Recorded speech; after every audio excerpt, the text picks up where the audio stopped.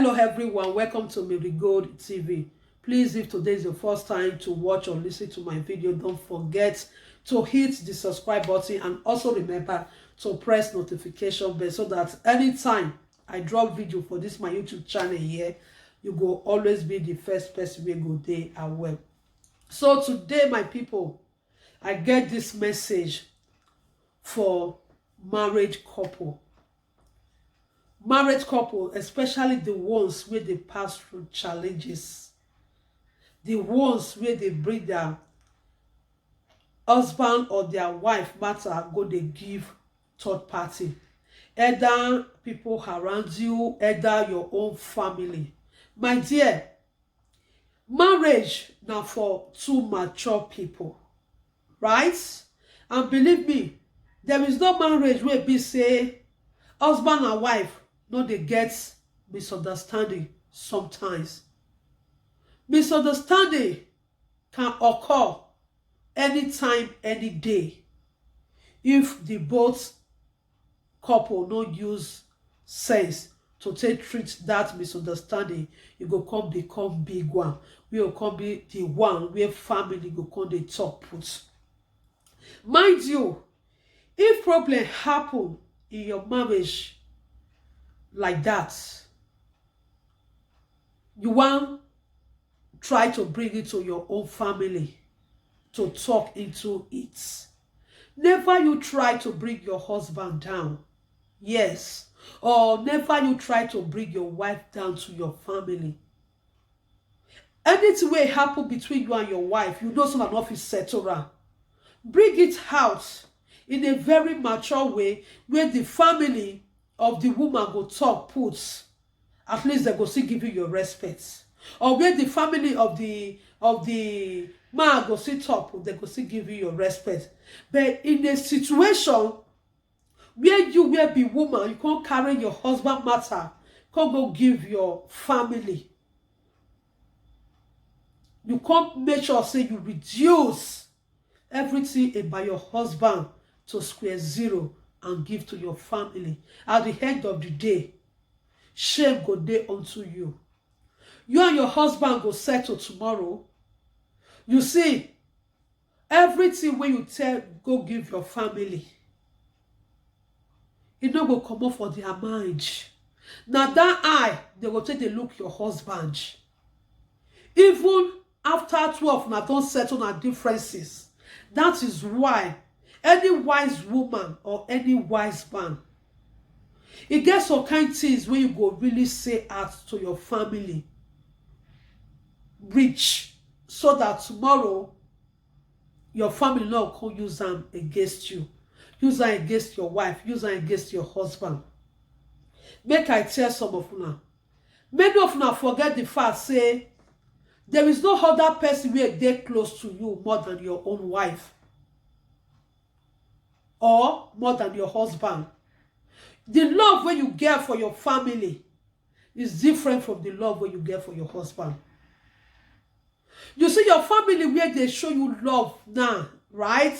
If you come from a very good family, that's the same family they're supposed to see kind of try to make things, work for you and your wife or for you and your husband, to try to bring peace between both of you. But situation whereby when little thing go happen, you can't carry and go give your family.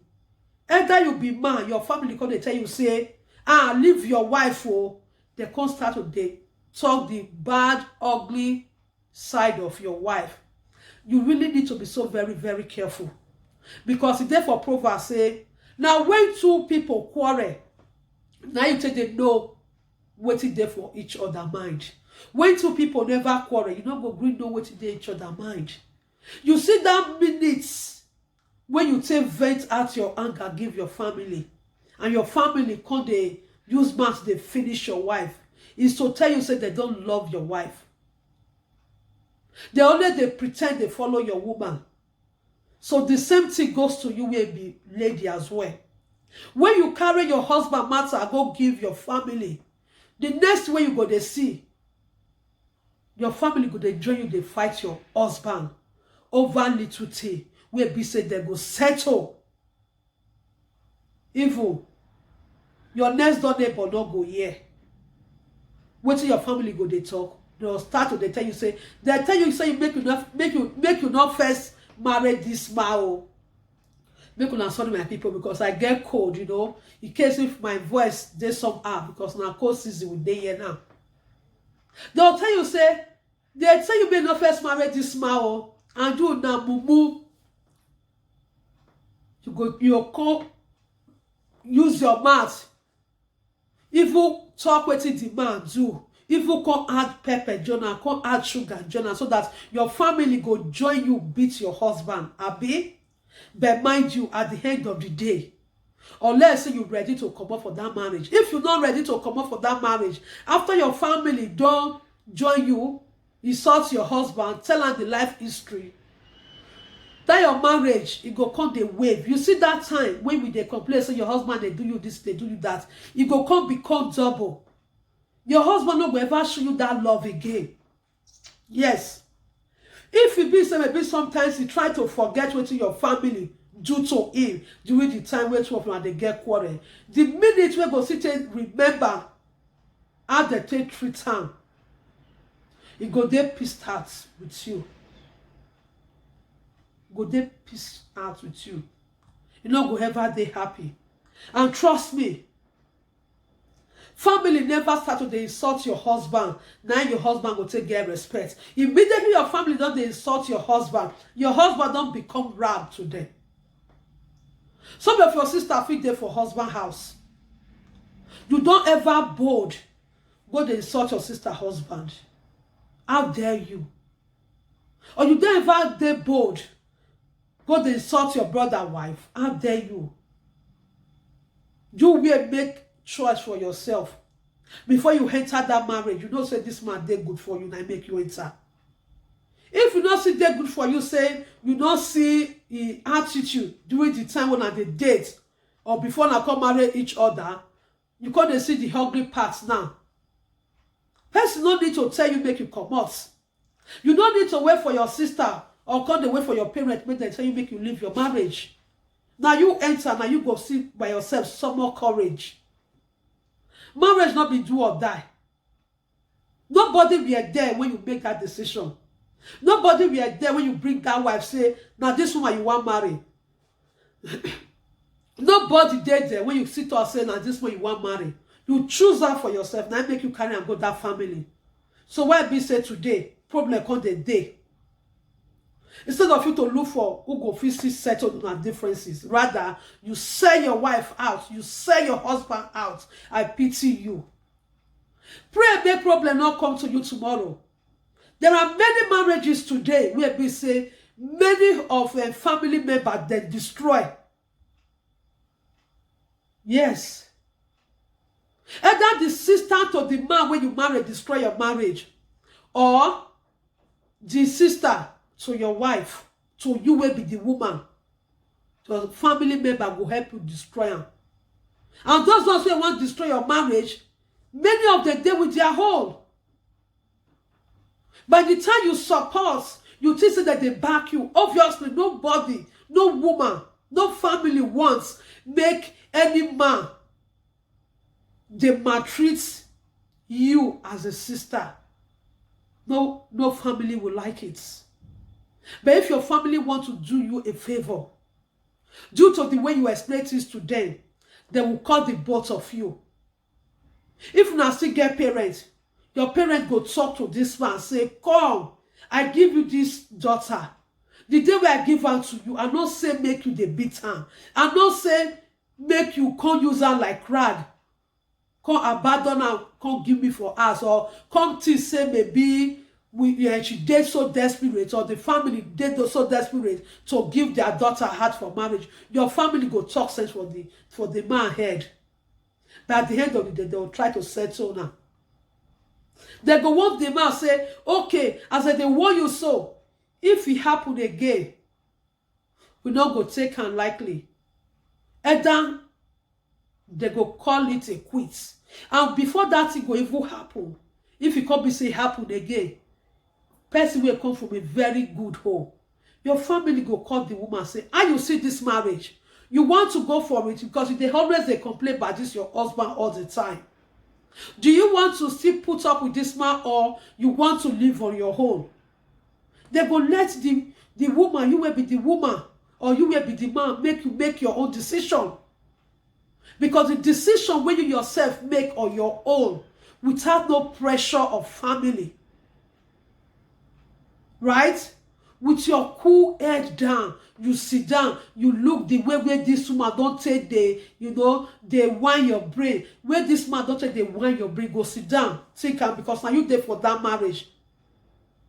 Now you wear the shoe, now you know where they pay you. After you don't sit down, settle down. If you can go tell your family, say, brother or sister or mama, papa, you don't want this marriage again.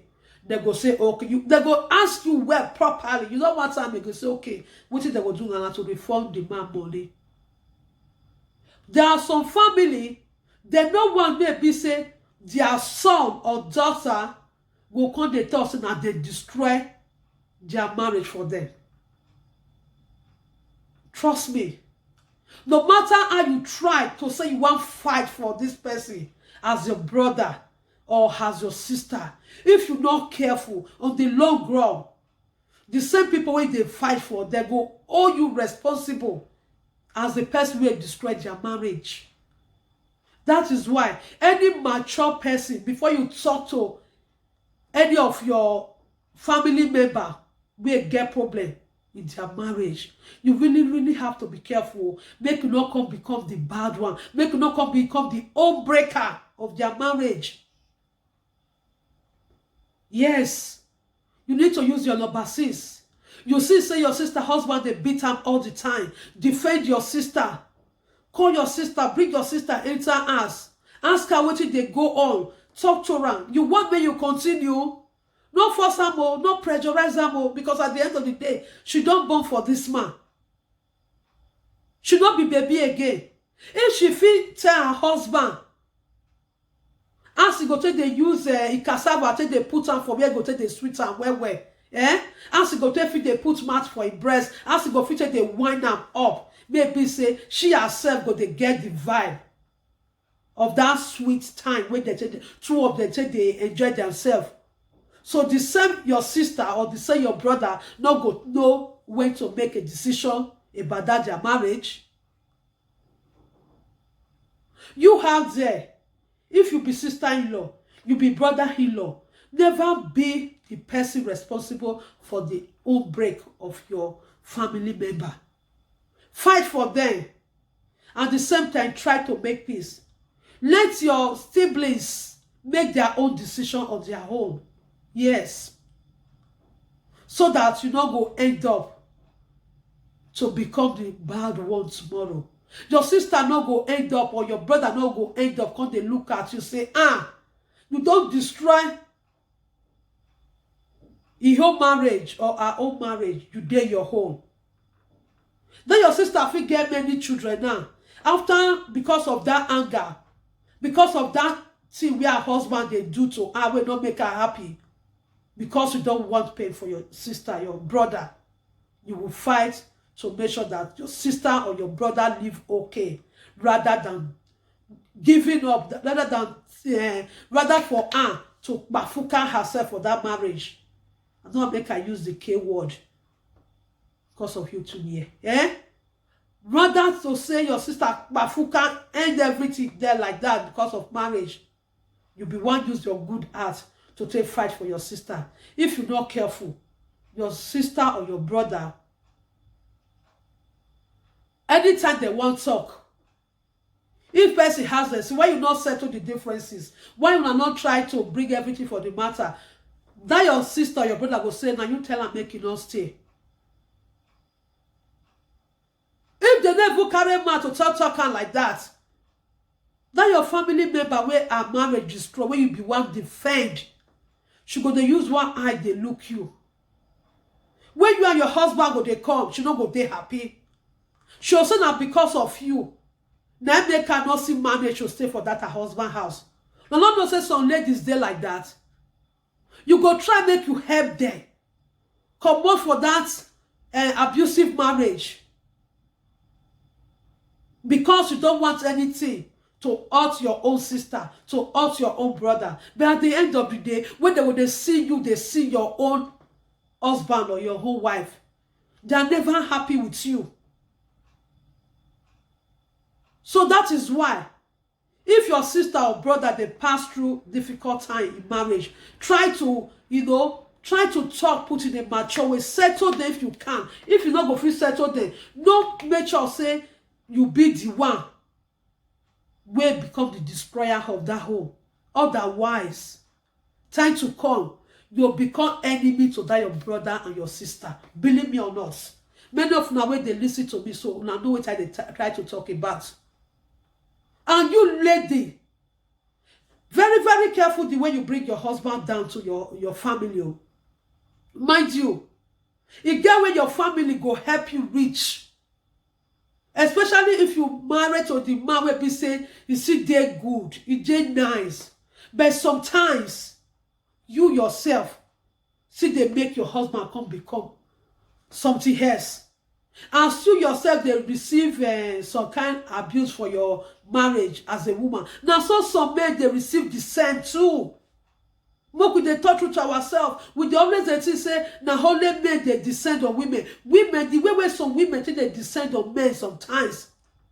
If they make some of those men, they bring the real people, the real person in them out. Or the person where they never be said, they'll come change to be that person. It don't be only women they suffer those things. Men they suffer them. I beg, if you be woman, your husband is your closest person.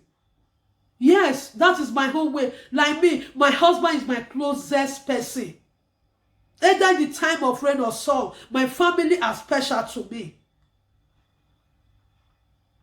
If you get the bad husband wey not dey good you feel say your family be number one to you. But at the end of the day, before you choose to get married to this man wey you can't say they bad today, you blind, you don't know say they bad. Now person forced to make you marry this man.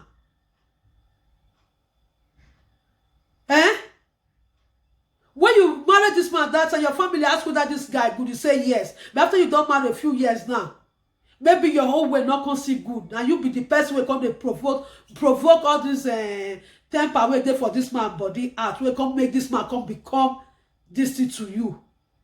Come they be like this to you. Not even they give you love or respect. You go say the man not they good. You can't go sell him for your family. And at the end of the day, you can't expect your family come value this man, come respect this man. If at all, so now can't get misunderstanding, I can't settle on differences. After your family, don't use mask, don't take rubbish your husband. Not to say now your husband the rubbish, or now you the rubbish, and the children when you born for that your husband. Ladies, always try to know your husband is your number one, is your first.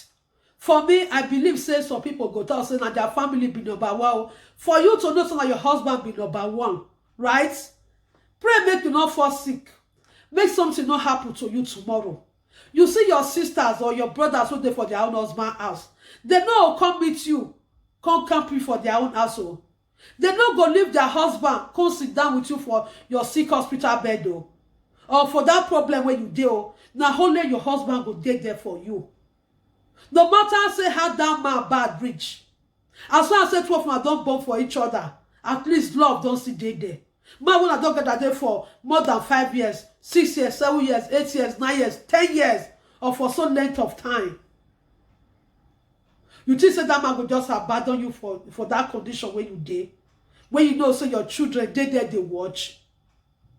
That is why you need to value your husband, and your husband you need to value your wife too. And then you continue to sell your wife, they give your family. At the end of the day, you are not going to get anything benefit. Now destroy and destroy and then your family go they talk. If you really want to know, say your family really love your husband, they like your husband. Make sure for a quarrel. You see that minute when your family, when you and your husband take a quarrel, see waiting your siblings they talk into it. With that one alone, Despite they are fighting for you. If your family want to fight for you, they will fight for you in a diplomatic way. They will fight for you in a way to bring peace to that marriage, to bring peace to that home, to bring peace to that household. Because of, say this man, na in-law, this woman, na wife too. They go want me to bring peace for sake of the children, so that everything go dey whole and not go separate. But the minutes when you just mistakenly just say your family say, "I saw my wife do," or "I saw my husband do," the next thing also make you come out leave am. If you come out leave am for after those many years when I say they ready to give you another one. I be you when they tell say make you come out leave your husband. You don't know when to walk away when that marriage tire you. Must you have to bring your family inside your matrimonial home to tell you how to do your marriage? Sometimes some of you ladies out there and some men out there, you people use your hand to create wahala to yourself. You don't marry a woman put for house. You can't see they bring your family, because they control your wife. Man, don't marry you put for house. You will be the woman, your whole family will come become the boss chairman. I be the boss lady for your marriage. I believe so you don't get common sense. When your marriage tire you, you know when to go away. At least show respect for your husband. Show respect for your wife for sake of your children. Don't bring your husband down for anybody. The minute you start bringing your husband or wife down, you yourself, you have lose it. Nobody will value your wife anymore. Nobody will value your husband anymore. Your family member, either from the man or from the woman, they will look your husband like saying I'm nobody. Okay? Your husband not going to get value for their presence again, especially maybe your siblings. Your father, your mother, if you get right to talk to your husband or to talk to your wife, to treat his own F, to say, Juan, talk to her, say, I beg, treat my daughter well. I beg, you as a woman, I beg, manage your home well. This man and your wife, they go make sure so they arrange them. No give the upper hand to your own sisters as a man. Make they talk to your wife anyhow. And same thing to you, woman. Don't give upper hand to your family member to use your husband as a tool, to use him as a toy, to talk to him anyhow. Your husband is your king. Your wife is your queen. If you don't have the value of them, go away, work out for that marriage before you start to bring them down for your family. It's not good. Any woman when they bring her husband down for her own family, that woman you never even wish to marry. No matter what your husband do you are not a baby now. You can solve the issue yourself. Any idea it be, say not go feel put up with this man. Say your family, go explain, just give them, say, see the reason why you want to come out, see what this man don't they do. You don't tire. In a very mature way, go just do like that. Man can. The man go waka away, they give her money. Oh yeah. Be like that. Now so it's be for woman. If you will be man, say you don't want woman again. No first go use the man, say scatter your woman and give your family. Tomorrow can't happen, say, okay, you can't leave this woman after years, or you can't leave this man after years. You not gonna see person where if you can't be like this your husband, or where be like this your wife, you want to go meet him again. That is the reason why sometimes if some of them don't use una mouth, don't say condemn una wife, or don't say spoil una husband. If you can finally separate, maybe later years, una want to come back again, una family don't they support una again. Make una dey use common sense. Your brother when say may you leave your marriage, he dey with your wife. He with your wife they get misunderstanding sometimes. The suffering, iron things out. You will be woman too, your whole sister. When they tell you say may you leave your whole marriage, or your brother, they with their own family. Think about this one, my people. There's a limit your own family go help you reach. Not always bring your family to the front of your marriage. Otherwise, the ones will not first like your husband before, the one will not first like your wife before, based on one reason or the other, they are there to make sure say that marriage it go scatter. And once it's scattered, I don't finish. So my ladies, my advice here is that make una know how to appreciate una man, respect your man, never bring your husband down for your family member, and never bring your own family member down for your husband or for your wife. Okay, if you are a good family, try to settle the differences, settle your brother and the wife amicably, so that they will get peace and joy for their own. And the same thing, settle your own sister and their husband peace and amicably, so that happiness go dey. There is no need to insult your sister wife or your sister husband. It not dey mature out there for anyone. Learn to respect each other privacy. Learn to respect each other marriage, regardless whatsoever. Either you dey old than the woman where your brother go marry, or you dey old than the man where your sister go marry. Still respect the fact that this person a husband to my sister, or this person a wife to my brother. Respect is a reciprocal. It is good. Two people who don't get married, they are not more a baby. So my people, now my own opinion I don't give to now, so my own advice. So that if you put on a whole comments here, to see her on our own opinion, whether they good make any woman they say her husband ask to her family member, and any man, whether it's they good for any man to say his own wife out to his family member. Wait till I know if that man not good, you have 100% right to walk away, go judge and to your family, tell them so you know once, instead of you to bring the woman down, to reduce her to nothing, or to bring the man to reduce him to nothing. It is not called for.